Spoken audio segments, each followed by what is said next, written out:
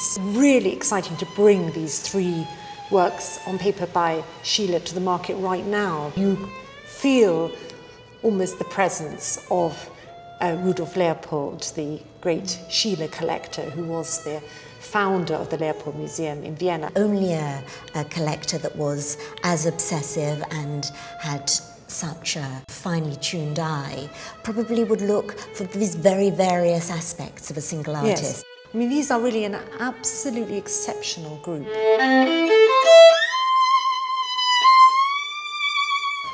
When I think self-portraiture is such an important part of Expressionism. Yes, but the intensity and the centrality of self-portraiture to Schiele takes it to an extreme that I don't think you'll find elsewhere. The earlier one, the 1914 green one, is so much born out of his experience when he was imprisoned on indecency charges and was alone in this cell.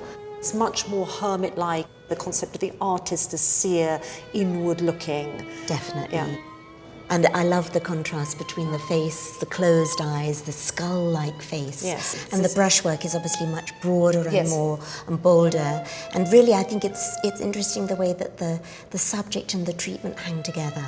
Because here, you know, we have a lone figure and he uses one colour. He just uses green. Yes. But he animates that green with this very active and dynamic brushwork. Yes. Whereas in the double portrait of the lovers, it is a more complex subject, the interaction between the two figures, the psychological relationship. But the double portrait, I think it's the most important work on paper by Schiele to come to the market ever. It combines the qualities of his best drawings with the quality of a painting. Yes, you can see how the layers of the pigments are built up in this incredible way, like almost in sort of feathery brushstrokes, quite dry.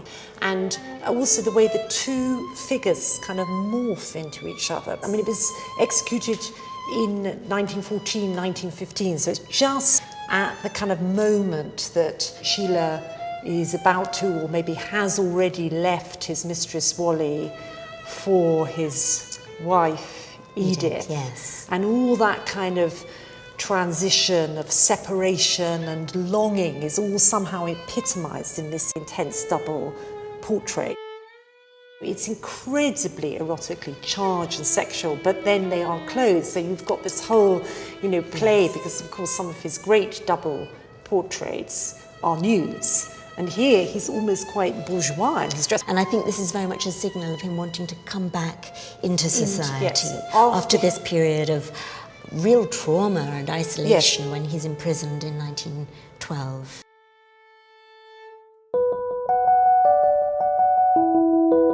And then we move on to the 1918 black crayon drawing of the single female figure. And that's without colour, but it has this incredible spontaneity and expressiveness. He was only 28, he's a young artist, but this is a late drawing because of his tragic death in 1918.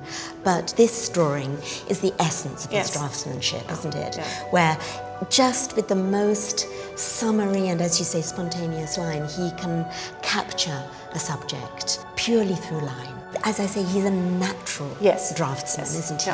So if you want the essence of Schiele, you will probably go for a work on paper.